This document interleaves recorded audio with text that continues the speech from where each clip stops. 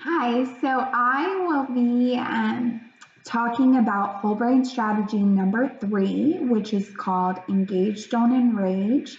And I will be using psychoeducation, and I will be talking to parents who are parenting um, kindergartners, so about 5, 6 years old. So we'll begin. Hi, parents. Thank you so much for joining me today. I really appreciate you coming out to this support group. And so, thank you so much. First, I just want to see a show of hands. How many of you have ever dealt with your child having a temper tantrum in public, in your house, oversharing, over their shoes not being the right color, any sort of temper tantrum at all? Who has experienced that? Yeah, so everyone look around. Everyone's hands is up.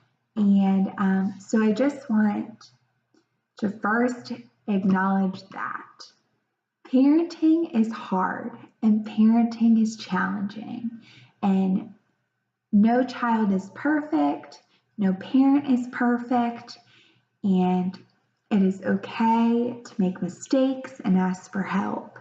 And so thank you so much for coming today, and I really hope that this time will give you some information that could be beneficial to when you're parenting your child, maybe tonight, maybe tomorrow morning, and in the following days, weeks, months, and years.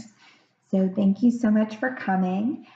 Today, we will be talking about whole brain strategy number 3, which is called Engage, Don't Enrage.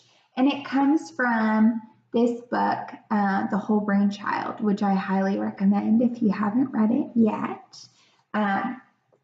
So before we talk specifically about Engage, Don't Enrage, I want to talk to you a little bit about the downstairs brain and the upstairs brain. Now, I am not a scientist, a neurologist, so I might get some of the technical terms wrong, but essentially your brain is made up of a downstairs brain and an upstairs brain. And so of the two, your downstairs brain is fully developed when you are born. And your downstairs brain controls things like blinking, breathing, your heart beating, your fight, flight, freeze reactions, and really strong emotions like fear and anger. All of those more subconscious things and actions that go on are controlled by your downstairs brain, which is fully developed during or by the time you're born. Your upstairs brain is in control of more higher level thinking, more logic, rationale, understanding emotions and why we have them, how to process them. And so your upstairs brain is not fully developed when you're born. And so right now, your child, his or her upstairs brain is not fully developed. And the way that the authors of The Whole Brain Child describe it is as your upstairs brain being under construction and being developed. So right now there are some holes, you're building up different things, they're trying to understand, process, make connections. And so they're working on it, and as parents, we can help them work on it and help them develop their upstairs brain by giving them opportunities to access it and develop and inform it. So for the strategy, engage, don't enrage, the idea of this strategy is during a tantrum to try to, or a possible tantrum, or just a challenge or a trouble. You want to engage the upstairs brain of the child and not to enrage or trigger the downstairs brain of your child. So how do we do that? Well, let's say that you're at the grocery store and you're in the cookie aisle, and your child just starts crying and you don't know why. You might be thinking, oh my gosh, you're making a fool out of me. We need to get this back in order. This is embarrassing. This needs to stop immediately. So you could react in more of a downstairs brain reaction yourself, as being like, get over here, you need to stop, what are you doing? You need to act right, we're in public. But what is that going to do? With that response, although it could be an appropriate response, that would be triggering the downstairs brain of anger and of heavy emotion, and just it would lock any opportunity that the child might have to access that the upstairs part of their brain. So with that response of, what are you doing? Get over here, stop doing that. That will most likely only create more of a tantrum and a trouble. Instead, we could try to engage the upstairs brain, the more logical thinking. So when your child is, let's say, again, you're at the grocery store, you're going through the cookie aisle, and your child just starts crying. And so in order to engage the upstairs brain, you could say something like, Johnny, you seem sad, how come? And by asking that question, by first acknowledging his emotion, his or her emotion, and asking the question, how come?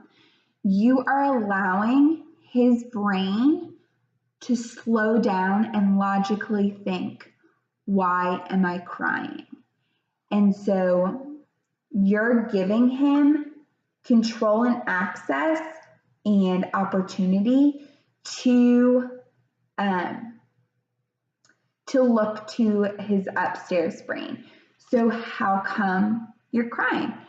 He might say something like, I want the cookies, or I'm crying because I want the cookies and I know you won't get them for me.